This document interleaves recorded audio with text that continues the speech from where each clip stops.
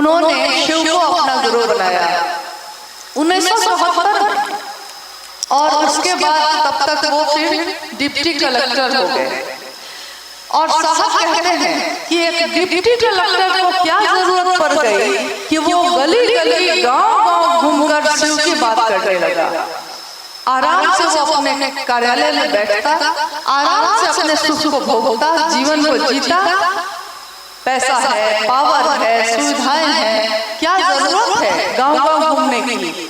लेकिन उन्होंने कहा कि जब मैंने शिव को अपना गुरु माना तो मुझको लगा कि ये गुरु सिर्फ नाम के नहीं है, काम के हैं, परिणामदायी है। यानी मेरे जीवन में परिणाम उतरा। मैं तो इतना भटक रहा था, मुझको एक मंजिल मिली। और अगर मंजिल हमको आपको मिल जाए तो हम रास्ता भी खोज लेते हैं और साधन भी अपने पास ले आते हैं, लेकिन मंजिल ही पता नहीं हो तब क्या करें। जैसे हम लोग कहते हैं ना कि शिव को गुरु माना है हमने, किस लिए माना है ये कभी सोचा है आपने? क्योंकि अपने जीवन के हर काम के बारे में हम सोचते हैं कि हम ये काम कर तो रहे हैं, लेकिन इस काम की मंजिल क्या है, इसका परिणाम क्या है, इसका रिजल्ट क्या है। शिव को गुरु मानने का रिजल्ट है शिव में मिल जाना। हमारी आपकी मंजिल एक है, शिव। मंजिल है भगवान शिव स्वयं, यानी वो शिव स्वयं ही मंजिल है, वहीं तक पहुंचना है। रास्ते में बहुत सुंदर सुंदर जंगल है, फूल है, घाटियां हैं, लेकिन शिव का शीश गड्ढे भी है। लेकिन शिव का शीश गड्ढों को भी देखते हुए गुजर जाता है, बाजार को देखते हुए भी गुजर जाता है, और खूबसूरत फूलों को देखते हुए भी गुजर जाता है। जिंदगी हमारी अगर कीचड़ है, जिंदगी हमारी कीचड़ है, ये क्या इसलिए कह रही हूँ कि कीचड़ मतलब कि वो कीचड़ नहीं, एक तुलना की जाती है। लेकिन अब मान लीजिए खगड़िया जिले की बात करें, बहुत जिले हैं जो बहुत तरक्की कर चुके हैं, लेकिन खगड़िया जिला हर साल, ये पूरा कोसी का क्षेत्र हर साल बाढ़ के कारण इतना तबाह होता है कि वो चाहकर भी तरक्की नहीं कर पाता। लेकिन सोचिए कि अगर जीवन यही है हमारा, स्वीकार किया हमने, यही जीवन है हमारा, लेकिन इस कीचड़ में भी अगर कमल खिलता है तो दुनिया कमल को देखती है, कीचड़ को नहीं। अगर जीवन कांटा है, कांटे ही हैं हमारे जीवन में, क्या करें, कांटे ही हैं, क्या करें, कष्ट है, क्या करें, दुखी दुख है। लेकिन अगर कांटों पे चढ़ के भी शिव शिष्टा का फूल खिला है, गुलाब का फूल कांटों पे चढ़ के ही खिलता है, लेकिन दुनिया गुलाब के फूल को देखती है, कांटों को कोई देखता भी नहीं। ये समझ हमको साहब हरिदानंद जी ने दी, ये समझ नहीं थी हम लोगों को। हम लोग को लगता था कि कांटे हैं, वो आदमी बुरा है, वो आदमी अच्छा है, लेकिन साहब ने कहा वो अच्छा है या बुरा है, लेकिन उन दोनों से ज्यादा खूबसूरत तुम्हारे शिव है। अगर शिव की शिष्टा का दिया जल रहा है हृदय में, अगर शिव की शिष्टा का फूल खिला है हृदय में, तो इतना सुंदर जीवन है ये कि तुम्हारे पास समय नहीं है कि तुम इन चीजों को देखने के लिए रुको कि कौन क्या कहता है, कौन क्या करता है। एक शिव शिष्य की मंजिल है उसके शिव, उसके गुरु। हम सब उस मंजिल की तरफ बढ़ते चले, चलते चले। साहब और दीदी की मदद, सहयोग, उनका आशीर्वाद हर पल हमारे आपके साथ चल रहा है। आइए, अगर हम लोग के पास कोई जिज्ञासा आई है तो कोशिश करते हैं कि उस पर भी बात कर सकें। जिज्ञासा, हाँ आइए। जिज्ञासा शिव की शिष्यता में दीक्षा क्या है? शिव की शिष्यता में दीक्षा क्या है? शिव की शिष्यता में दीक्षा क्या है? क्योंकि सामान्यतः जब कोई गुरु और शिष्य की बात करता है तो दुनिया के लोग, समाज के लोग कहते हैं कि दीक्षा लिए हैं आप, यानी गुरुमुख हुए हैं। दीक्षा देना मतलब हम लोग समझते रहे हैं आज तक, हमारे इस समय में जो जी रहे हैं उससे पूर्व तक हम समझते थे कि दीक्षा का अर्थ होता है कि गुरु जी कान में कोई मंत्र देंगे और कहेंगे कि ये मंत्र सिर्फ तुम्हारे लिए है, किसी और को मत कहना। अभी तक तो यही होता था कि शरीरधारी गुरु कोई हो, चाहे वो गुरु हो या सदगुरु श्रेणी के भी हो, तब भी वो कहते हैं कि ये मंत्र है गुरु का, दे रहा हूं तुमको, लेकिन ये सिर्फ तुम्हारे लिए है, तुम्हारे कल्याण के लिए है, दूसरे को बताना भी नहीं है। पूरा जीवन वो अपने मंत्र को दूसरे को बताने की हिम्मत ही नहीं करता है। देखिए, शरीरधारी गुरु और शिष्य परंपरा में तो ये हो सकता है, लेकिन जगत गुरु शिव की परंपरा में, जगत गुरु शिव को जब हम अपना गुरु बनाते हैं तो वो शिव शरीर में नहीं है, लेकिन उन्होंने साहब हरिनानंद जी के माध्यम से हवा के झोंके के साथ नमः शिवाय मंत्र दिया है। और बगल में जो जिला है मधेपुरा, वहां जो एक घटना घटी थी, उस समय घटित हुई थी कि सिंहेश्वर मंदिर में साहब जब वहां मजिस्ट्रेट के रूप में पोस्टेड थे, उनकी नियुक्ति थी, उस समय हुआ क्या था? कुछ भी और नहीं हुआ था। बस हुआ यह था कि साहब उस समय तक महादेव महादेव पढ़ने लगे थे। 1974 में शिव को गुरु बनाए थे और 1982 में जब मधेपुरा में थे वो, तो कमरे से बाहर महादेव की बात चर्चा थोड़ी थोड़ी होने लगी थी। महादेव महादेव करने लगे थे वो। उनके कार्यालय में जो पदाधिकारी थे वो कहते थे उनको, देखिए समाज में अगर कोई अचानक से महादेव महादेव कर रहा है तो ऐसे लोग कहते हैं कि महादेव की पूजा ही सब कष्टों से निवारण करती है। कोई ज्योतिष, कोई पंडित कहेगा कि अगर कष्ट नहीं कम हो रहा है तो महामृत्युंजय जप करिए, ऐसे सब कहेंगे। लेकिन जब कोई महादेव महादेव करने लगा तो क्या हुआ उस समय साहब के साथ? उनके कार्यालय ऑफिस के लोग उनका मजाक उड़ाते थे। लोग कहते थे जब साहब कार्यालय जाते थे तो उनको कहते थे कि क्या हरिंद्रानंद जी, आपके महादेव का क्या हाल है? तो साहब को बड़ा बुरा लगता था कि देखिए मैं कौन खराब बात करता हूँ, महादेव महादेव ही तो करता हूँ और अपने ऑफिस का काम भी करता हूँ। ऐसा तो है नहीं कि मजिस्ट्रेट हूँ तो काम नहीं करता हूँ, काम तो करता ही हूँ। 10 से 6 वो सिर्फ सरकारी काम ही करते थे।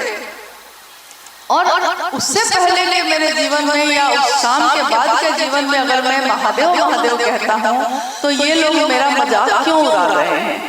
तो उन्होंने अपने गुरु शिव को ये मन से संप्रेषण किया कि देखिए मैं आपका नाम लेता हूँ तो लोग मेरा मजाक उड़ाते हैं, कहते हैं क्या हरिंद्रानंद जी आपके महादेव कैसे हैं? आवाज ने उत्तर दिया, आकाशवाणी उस उत्तर आया कि ये क्या कम है कि कोई तुमसे मेरा हाल पूछता है? कौन पूछता है किससे हाल? क्योंकि वो समझता है कि उसके नजदीक का जो आदमी है उसी से पूछता है। नहीं, जब हम लोग रांची में रह रहे हैं तो आप जब साहब के बारे में पूछना चाहते थे तो आप उस जगह पे साहब के आसपास कौन लोग रहते हैं उन्हीं से पूछते थे कि साहब कैसे हैं, क्या कर रहे हैं। यानी आपको पता जिसके बारे में होगा कि वो उनके नजदीक रह रहा है उसी से पूछते हैं। तो शिव के नजदीक तुमको लोग समझ रहे हैं तभी ना तुमसे मेरा हाल पूछते हैं। साहब ने कहा मेरा मन शांत हो गया।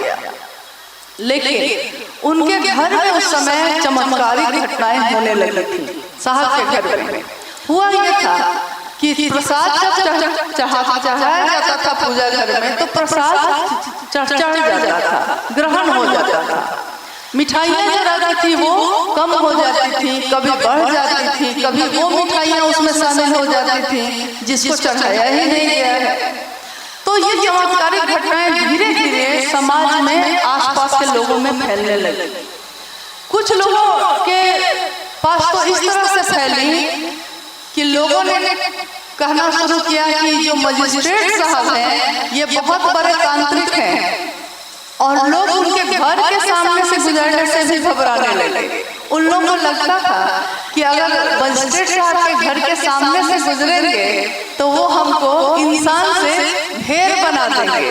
भेड़ बकरी नहीं होता है, लोग कहने लगे कि भेड़ बना देंगे, लेकिन ऐसा था नहीं। लोग तरह तरह की बात करना शुरू कर चुके थे।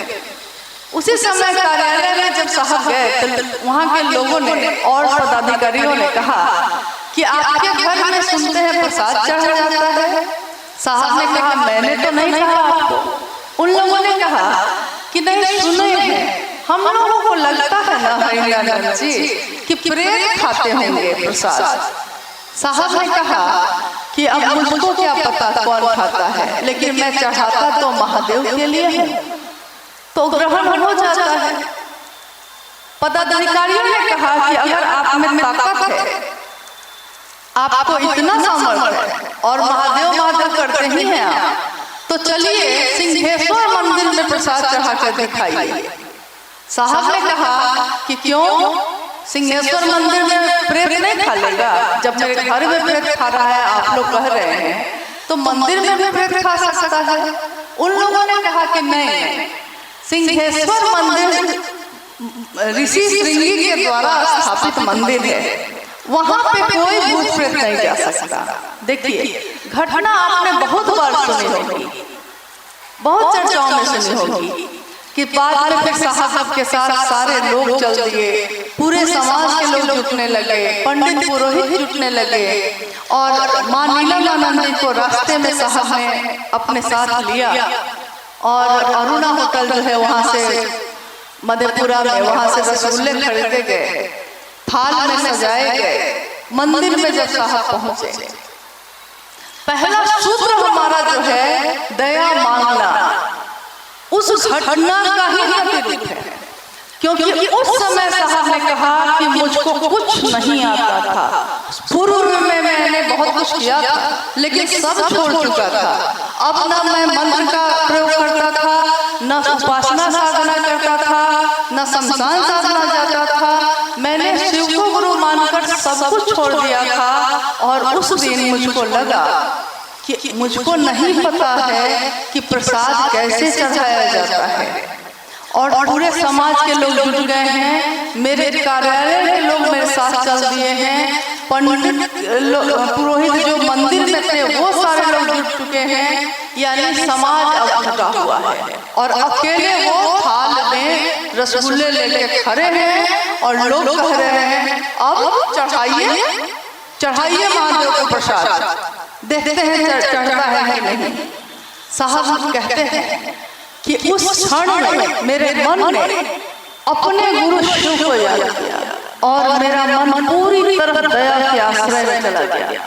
मैंने अपने शिव को कहा, शिवलिंग के पास जाकर मैंने उस थाली को सामने रखा और मैंने बस इतना ही कहा कि बूढ़ा इज्जत रख लीजिएगा। बस देखिए हमारे गुरु शिव अपने शिष्य की इज्जत कैसे रखते हैं। साहब बाहर निकल गए, दरवाजा बंद कर दिया गया। कुछ देर के लिए बिजली चली गई और जब तक लोग पेट्रोल में से लेकर आए तब तक बिजली आ भी गई। और रोशनी में लोगों ने देखा कि शिवलिंग पे जो थाल इधर रखा था वो दूसरी तरफ जा चुका था। 15 रसगुल्ले उसमें से कम हो चुके थे ही, और बाकी रसगुल्ले 2 भाग में बटे हुए थे। पूरा परिसर महादेव के नाम से गुंजायमान हो गया। महादेव का नाम, उसकी गूंज एक व्यक्ति के हृदय में उठी थी, साहब हरिंद्रानंद जी के हृदय में, लेकिन उनके हृदय से उठ रही आवाज ने समाज को आप्लावित किया, लोगों को आप्लावित किया, और उनके गुरु शिव ने उस समय उनकी इज्जत को रखा जिस समय सारे सहारे छूट गए थे, सारे लोग छूट चुके थे, लोग परीक्षा लेने के लिए खड़े थे। इसीलिए प्रारंभिक समय में साहब ने कहा कि मैंने परीक्षा की है, आपकी परीक्षा प्रार्थनीय है। शिव आज भी गुरु हैं, मैंने परीक्षा की है, ये साहब ने उस दिन कहा था, क्योंकि उनकी अनुभूति ने ये समझा दिया था कि है महादेव। महादेव ने ये एहसास करा दिया, महसूस करा दिया कि मैं हूँ। और तब साहब ने एकदम निभ्रांत, एकदम महादेव की दया के आश्रय में रहकर अपने गुरु शिव की स्थापना सबके दिल में हो, इसके लिए रात दिन अपने नौकरी भी करते रहे और महादेव की बात भी करते रहे। एक शिव के शिष्य का संकल्प आज देखिए, आज इस खगड़िया में ही नहीं, पूरे भारत, नेपाल और अनेक देशों में करोड़ों लोगों के हृदय में धड़क रहा है, गूंज रहा है। ये दिखने में साधारण लग रही है, बात है नहीं। जिस बात ने हमको बदल दिया है, इन 3 सूत्रों ने हमारे आपके विचार बदल दिए। जो हम अपराध सोचते थे अब समझ जाते हैं, नहीं करना है हमको, ये नमक रोटी खा के रह जाएंगे, लेकिन मेरे गुरु की नजर में तो हम ईमानदार होंगे, मेरे गुरु की नजर में तो हम अपराधी नहीं होंगे। कोई नहीं देख रहा है, लेकिन मेरे गुरु तो देखते हैं कि मैं क्या कर रहा हूँ। और शिष्य वही होता है जो अपने गुरु का नाम रोशन करता है, कलंकित नहीं करता। हम सभी शिव के शिष्यों को भी शिव के गुरु स्वरूप के लिए जो ये विचार हमारे मन में प्रवेश किया है, यही है दीक्षा, यानी शुरुआत। जो जिज्ञासा थी कि दीक्षा क्या है, प्रारंभ करना, शिव की शिष्यता का प्रारंभ यानी विचारों में प्रवेश। साहब ने कहा विचार दिमाग में प्रवेश लेता है, लेकिन धीरे धीरे वो गहरा होता है। यही विचार हम बार बार दोहराते हैं, हम बार बार कहते हैं, बिना मन के भी अगर जबरदस्ती भी करते हैं तो परिणाम वही होता है। हम बार बार ये कहते हैं, हे शिव आप मेरे गुरु हैं, मैं आपका शिष्य हूँ, मुझे शिष्य पर दया करिए। हम दूसरों के साथ शिव की चर्चा करते हैं, हम अपने गुरु को प्रणाम करते हैं, और ये तीनों काम करते करते हमारा मन ऐसा हो जाता है कि करत करत अभ्यास के जरमती होत सुजान।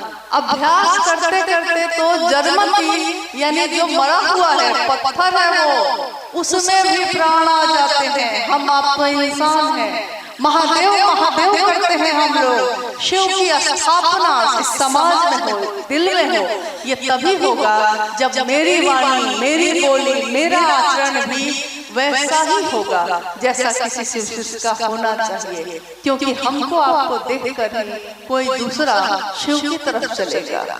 इसलिए हमारे मनसा वाचा कर्मणा भी ऐसा होना चाहिए कि लोग शिव की तरफ मुड़े, प्रेरित हों। दूसरी जिज्ञासा है, नमः शिवाय महामंत्र शिव के समग्र स्वरूप को प्रणाम निवेदित करता है, कैसे? नमः शिवाय मंत्र यानी हम तीसरे सूत्र में इस मंत्र का उपयोग भी करते हैं। हालांकि साहब ने कहा कि तीसरा सूत्र अपने गुरु शिव को प्रणाम करने की विधा है। इसको समझाने के लिए साहब ने कहा कि मन ही ना आपका प्रणाम करता है किसी को, लेकिन ऐसे दुनिया में हम लोग बहुत लोगों को प्रणाम करते हैं। मेरे ही एक अफसर थे, जब आते थे तो मैं कहता था प्रणाम सर, तो वो कहते थे प्रणाम प्रणाम हरिदास जी। लेकिन जब वो चले जाते थे तो मैं दूसरे से कहता था बड़े बेईमान अफसर हैं, गरीबों का खून चूसते हैं। देखिए मैं जानता था कि वो कैसे हैं, लेकिन औपचारिकता शिष्टाचार के सामने आते हैं तो प्रणाम कर लिया है। एक गांव में साहब ने कहा कि एक गांव में एक सास और बहू बैठी है। बहू निकलती है घर से बाहर, आंगन में सास बैठी है। और अभी भी बहुत सारे घरों में ये परंपरा है कि सुबह उठकर हम लोग अपने से बड़ों का पैर छू के प्रणाम करते हैं सुबह उठते ही। अभी भी बहुत घरों में है और अच्छी परंपरा है, करना चाहिए। आपके बड़े हैं, अपने दिन की शुरुआत उनको प्रणाम करके ही करना ज्यादा उचित है, अच्छी परंपरा है। खैर, तो उस दिन क्या हुआ कि वो बहू प्रतिदिन प्रणाम करती थी, बहू है प्रणाम करना चाहिए, करती थी। एक तीसरा व्यक्ति भी आके बैठा हुआ था। बहू निकली, उसने आंचल से पोंछ कर, क्योंकि आंचल से 5 बार पकड़ के हम लोग प्रणाम करते हैं, तो उस बहू ने अपनी सास को भी 5 बार प्रणाम किया, पूरा सिर पे आंचल उचल लेकर प्रणाम किया। सास थोड़ी देर बाद बाहर चली गई। उस व्यक्ति ने उस बहू से पूछा कि लगता है तुम्हारी सास बहुत मानती है तुमको, कितना प्रेम से तुम उसको प्रणाम कर रही थी। बहू ने कहा बहुत दुष्ट है, बहुत बदमाश है। हम तो रोज सोचते हैं कि बुढ़िया मरेगी कब, लेकिन अब परंपरा है प्रणाम करने की तो कर रहे हैं। देखिए मन में सोचते हैं ये कर रहे हैं ये। तो साहब ने कहा कि ऐसा प्रणाम महादेव को मत कर देना, महादेव को मन से ही प्रणाम करना भाई। हाँ, महादेव मेरे घर का मुखिया है, महादेव मेरे घर के सब कुछ है। हाँ, जैसे कोई बूढ़ा हो जाए घर में तो हम लोग उसको खाट एक दे देते हैं और कहते हैं कि बाबा अब आप यहीं रहिएगा, आप इधर उधर मत करिए, परेशानी होती है, यहीं खाना मिल जाएगा आपको। जो मालिक था उस घर का जब वृद्ध हो जाता है, उसी घर के लोग उसको एक कोना पकड़ा देते हैं और कहते हैं कि हमको जब समय होगा तो हम आएंगे आपके पास। साहब ने कहा कि आज तक महादेव की पूजा हम लोगों ने की है, लेकिन उसको एक कोना दे दिया है पूजा घर का। एक कोना में रहिएगा महादेव, एक मंदिर में रहिएगा महादेव, मेरे जीवन में मत आइएगा महादेव। लेकिन साहब ने उस महादेव को हमारे जीवन में उतार दिया, हमारे दिलों में उतार दिया। हम सुबह जगते हैं तो हमको महादेव की याद रहती है। हम भले देखने में लगते हैं हम लोग कि कोई चाय बना रहा है, कोई घर साफ कर रहा है, कोई दुकान खोल के बैठा है, देखने में लग रहा है कि सांसारिक काम कर रहा है, देखने में सांसारिक काम लग रहा है, लेकिन उसका मनन कर रहा है पल प्रति पल अपने गुरु को कि कब ये दुकान बंद करने का समय होगा तो चर्चा में जाएंगे। दुकान पे कोई आ गया है तो कब उससे सिर्फ चर्चा कर ले। घर का काम जल्दी जल्दी बना के खाना बना के रख देना है इसलिए कि शिव चर्चा में जा सके। देखिए, जिसकी सुबह होती है महादेव से, जिसकी रात होती है महादेव से, और जिसकी नींद में भी वो शिव अवस्थित है, वही ऋषि है, वही साधु है। तो गृहस्थ आश्रम में रह के भी अगर हमारा आपका मन शिव से जुड़ता है, ऐसी अद्भुत बात आज तक के जगत में, आज तक की दुनिया में कभी नहीं हुई कि हर व्यक्ति शिव को बना सकता है अपना, ऐसा कभी नहीं हुआ। कुछ विशेष लोग आए, कुछ ज्ञानी, कुछ ब्रह्मचारी जिन्होंने अपने गृहस्थ आश्रम को छोड़ दिया, जिन्होंने अपना सांसारिक जीवन छोड़ दिया, वो किसी गुरु की शरण में आए। लेकिन ऐसा कभी नहीं हुआ कि गृहस्थ आश्रम में रहते हुए जीवन के तमाम दुख सुख और झंझावात को सहते हुए भी शिव मेरे गुरु हैं और हम शिव के लिए भी काम कर रहे हैं। एकदम सामान्य भावाचरण है ये, जैसे हम अपने पिता के लिए कर रहे हैं, जैसे हम अपने बेटा के लिए कर रहे हैं, जैसे हम अपने पति के लिए या पत्नी के लिए, माँ के लिए कर रहे हैं, हम अपने शिव के लिए कर रहे हैं। देखिए, जीवन में उतरा हुआ सामान्य भावाचरण भी, लेकिन ये सामान्य भावाचरण अगर शिव भाव से संजात है, शिव भाव से भिंगा हुआ है, डूबा हुआ है शिव भाव से, तो समाज के लिए अनुकरणीय होता है। समाज के लोग उसका अनुकरण करते हैं, आपकी तरह वो भी बनते हैं। शिव की शिष्यता का विचार ही शिव की दीक्षा है। और गुरु की दक्षिणा में जब हम कुछ भी नहीं दे पाते तो हम इतना ही कहते हैं कि दया करिएगा महादेव। हम इतना ही करते हैं कि आपका आज तक गुणगान आपके पूजा घर में किए थे, आज दुनिया में करते हैं।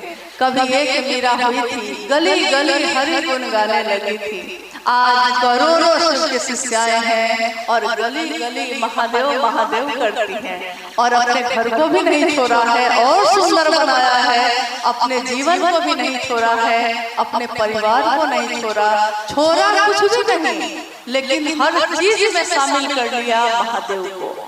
ये अद्भुत सी बात है। उतनी ही सुंदर जितने सुंदर शिव हैं वैसी बात। शिव शिष्यों का इहलौकिक उद्देश्य क्या है? देखिए, ये जिज्ञासा थी किसी और की, लेकिन उन्होंने पास कर दिया। अभी हम लोगों ने जो बात की, शिव शिष्यों का इहलौकिक उद्देश्य क्या है?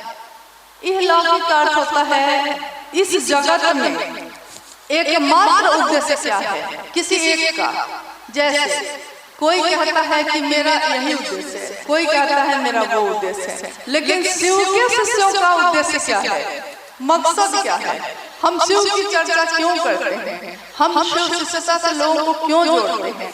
हम उनको क्या दे सकते हैं? क्योंकि हम तो गुरु है नहीं, आप गुरु है नहीं, तो हम क्या दे सकते हैं? और साहब शरीर में हर जगह गए नहीं हैं, लेकिन उनके विचार गए हैं, और जिसके विचार शिव से जुड़े हैं। देखिए, इस बात पर बहुत गौर करिएगा।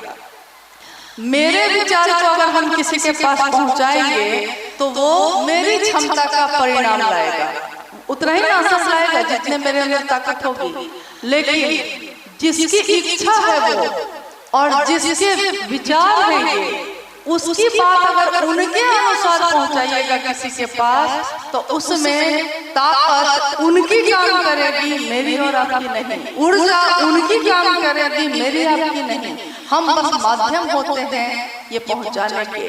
शिव के शिष्यों का इहलौकिक उद्देश्य मात्र यही होता है कि वो स्वयं भी यथार्थ में सचमुच में शिव का शिष्य बने और दुनिया के लोगों को प्रेरित करे अपने मन से, अपने वचन से, अपने कर्म से, कि वो शिव की तरफ चल सके। चलिए, अब 2 पल के लिए आप लोग जहाँ हैं वहाँ थोड़ा शांति से खड़े हो जाइएगा और मेरे अनुरोध को हृदय से सुनिएगा। ये शिव गुरु महोत्सव आप सबके सहयोग से आयोजित हुई। मेरे गुरु शिव की बात करने का सौभाग्य मिला, इसके लिए आप सभी का बहुत बहुत हम आभारी हैं। लेकिन शिव के शिष्य हैं हमारा, आप स्थिर से रहेंगे, जहाँ रहेंगे धीरे धीरे निकलेंगे। शहर के लोगों को पता भी नहीं चले कि शिव के शिष्य कब धीरे धीरे गुजर गए। बाहर बाजार है, लेकिन हब की न चली बात, हब की न चली बात। न तो जल्दी जल्दी चलिएगा, न तो हबक हबक के बोलिएगा, सहज ही रहिएगा, धीरे चलिएगा, सहज आराम से धीरे धीरे प्रस्थान करिएगा। किसी को कष्ट नहीं हो, किसी को धक्का धुक्की नहीं लगे, महादेव के अनुशासन में चलिएगा। शिव हमारे आपके गुरु हैं। आप सभी के चरणों में मेरा प्रणाम।